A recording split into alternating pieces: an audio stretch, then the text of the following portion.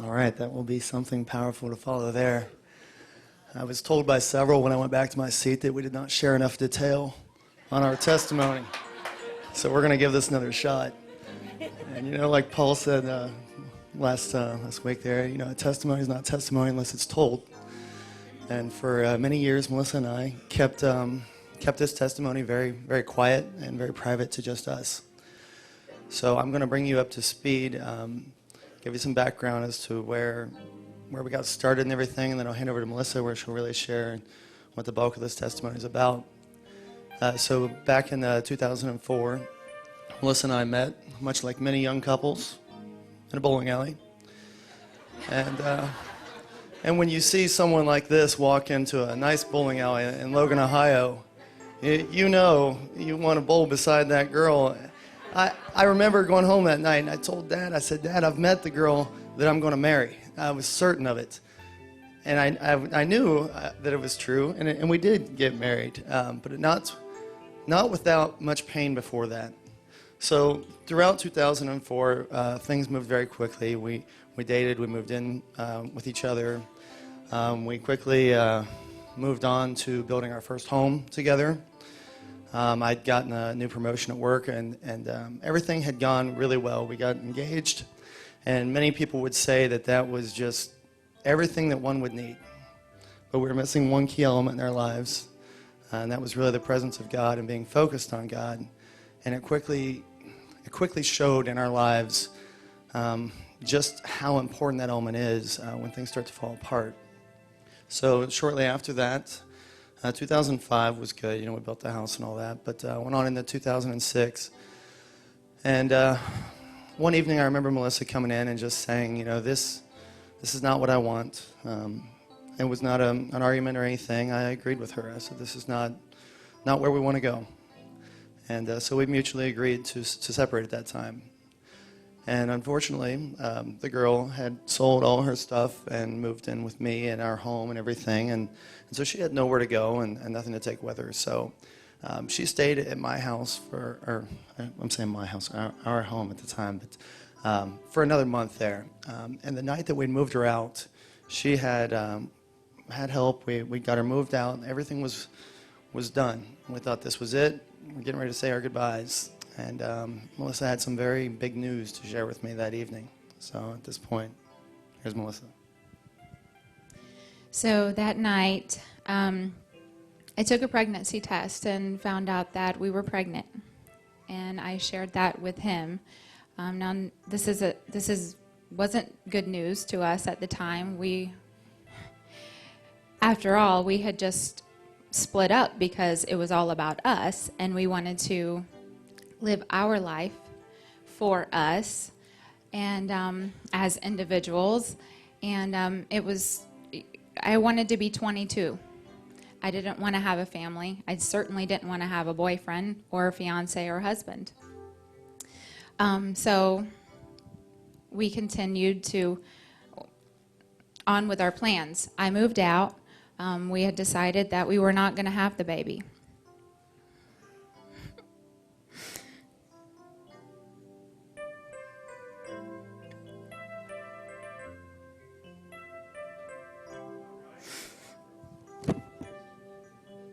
Okay, so we went to, I went to the abortion clinic by myself. I called off work, and it was a 4-hour process. And you go through different stages, and when I went to upstairs where they give you the ultrasound, they said, well, we really can't do the abortion today. You're only 4 weeks pregnant. You have to come back in a week. And I said, well, that's fine. Not really convenient for me. I have to call off work again, and keeping this secret, no one knows. So, protocol or procedure, I had to. So I left and called my sister, and I said, if you don't go with me, I'll have to call a taxi, but don't say a word to me. Don't talk to me about it. I know you don't agree with it. It is what it is, and I have to do this. So her, being the supportive sister, went with me. She took me, drove me, and we went to the clinic. We waited again, 4-hour process. We're about 3.5 hours maybe into it. And she still hasn't spoken to me. Didn't say a word.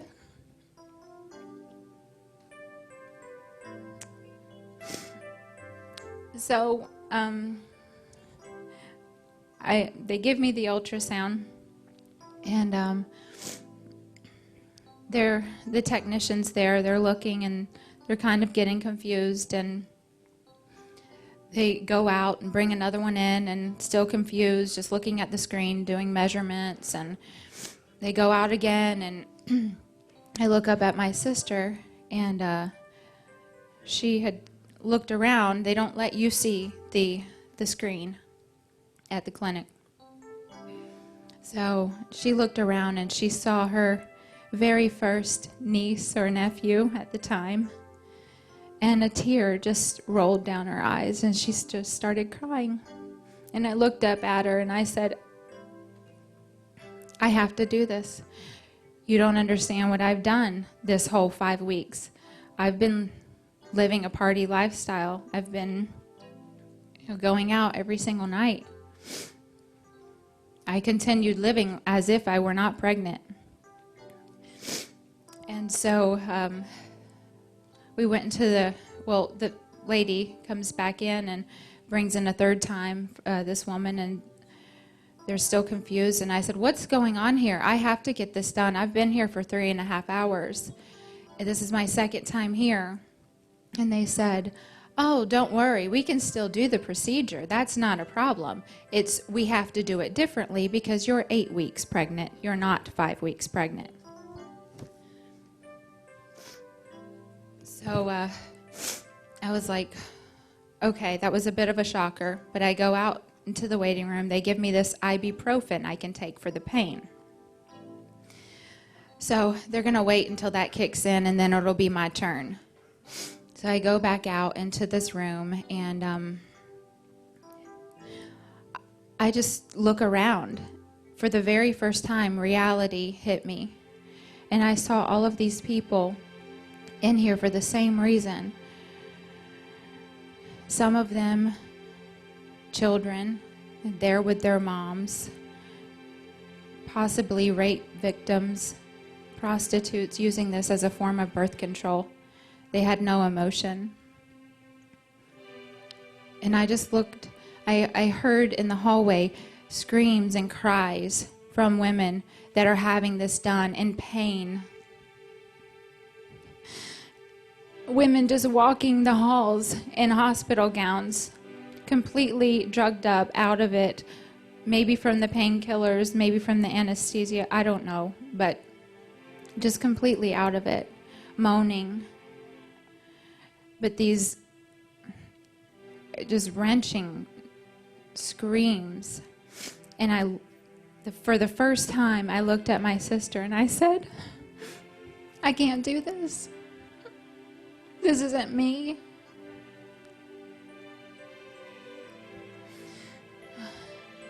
And she just grabbed me by the arm. That's all she needed to hear. And she said, let's go, let's go. And she goes, just run. And I said, you don't understand what I've done for 8 weeks now, 8 weeks. I have ruined this baby's life. There's no way he's going to be healthy. Can we just ask the doctors? And she said, no, Melissa, we can't ask these doctors. These doctors are going to tell you to kill your baby. Let's leave. She said, run. I ran downstairs. I ran as fast as I could, 4 stories or 3. It was long. It was a lot of stairs. And I ran out to her van, and she comes right behind me 5 minutes later with my check in hand. She got my money back for me.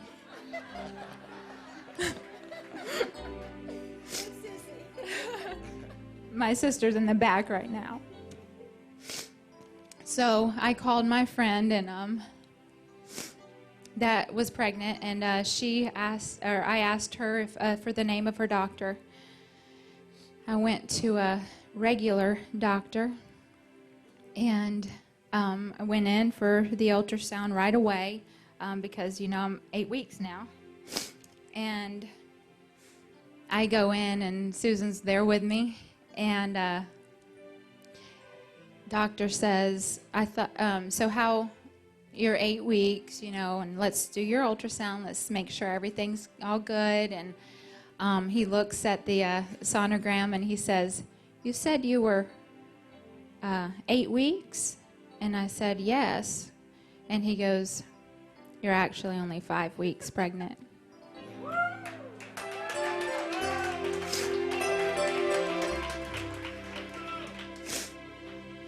God knew that that's what I needed to hear at that moment. 8 weeks instead of 5. I'm not sure why that made a difference, but in my life right then, that is exactly what I needed to hear for reality to set in. So from that point on, from that day on, I turned my life over to God. I got hooked in with Stephen Ministries at a church where I was living. And the girl met with me weekly. I had grown so close to God in those just few months. I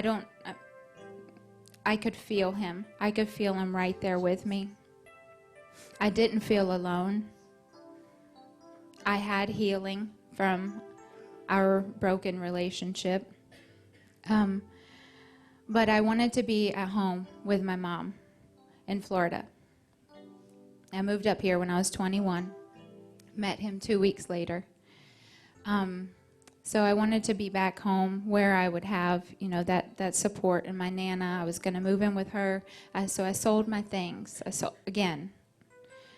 And anything that could fit in the back of a Durango, that's the only thing I had. Everything was in boxes. My bed, my dresser was sold. So my mom was going to come up here and move me back. Sure. So at that point, Melissa and I had clearly gone our separate ways. And something, I know looking back that God was in this, but I had reached out to Melissa, or Melissa reached out to me. I don't quite recall the exact detail there, but I think she reached out just to tell me that she was moving away, that she was going to move to Florida. And it was starting to set into me of what all I was facing and what most serious, there was no going back from that, So I'd ask her to maybe just meet up for coffee. And just so I could say goodbye is really what I was saying at the time. And I remember calling my mom and talking to her too, and telling her that I didn't think I wanted to lose her, and that I wanted her back. And so after I'd ask her for coffee, I think I called her back or emailed her at the time and asked her, we go to dinner instead. And Melissa asked all of her friends, everyone, what should I do? And everyone said, he's next, leave him in the past, pretty much, right? Don't go through that heartache again. With the exception of her mom. She asked her mom, and her mom just told her to follow her heart. And thankfully, Melissa did follow her heart. Oh, okay, well, she wants to tell this.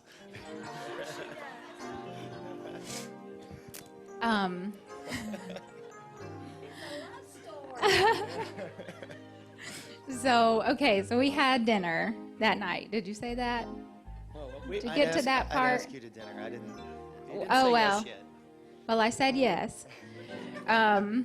Yes, because my mom said that it would be okay. I asked her if that would be all right. Did she think dinner would be a good idea? And she said, well, I think that'd be all right, Melissa. Everyone else told me no, but because my mom said she thinks it would be okay, I did it.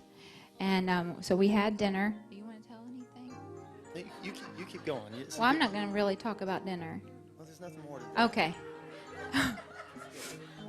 Okay. So we had a great evening, and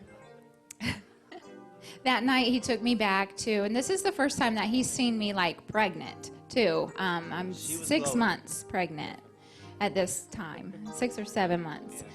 And so after dinner, he walked me back to my apartment, and we kissed goodbye. And I felt like I truly fell in love all over again. I felt true love at that moment in my life. And instead of it being a kiss goodbye, it was actually a kiss hello to our future.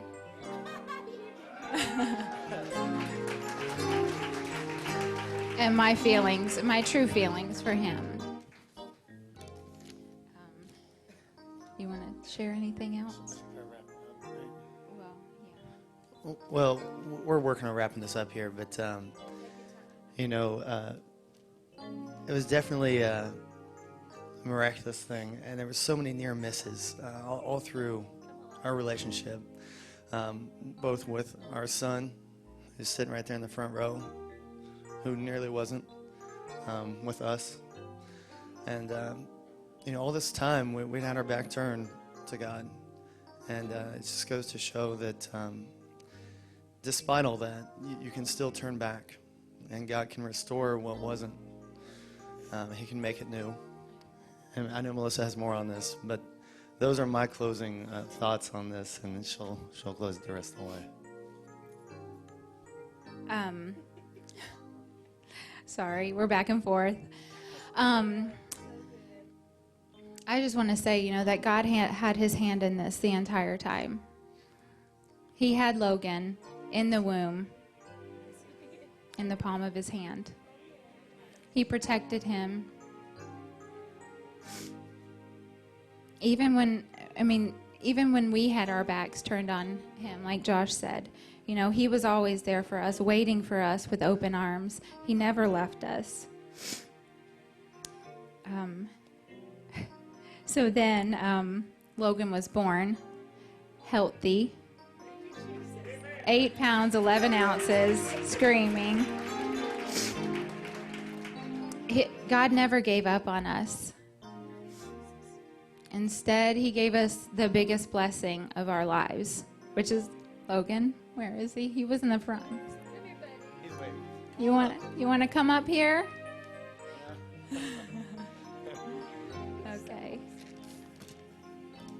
But he's 7 years old now. He's following the Lord. He has a heart for Jesus. He told me he wanted to. We're asking him, we're reading the Bible at night or something, and he's flipping through the back of the Bible and looking at the maps, and he's saying, this is what I want to do.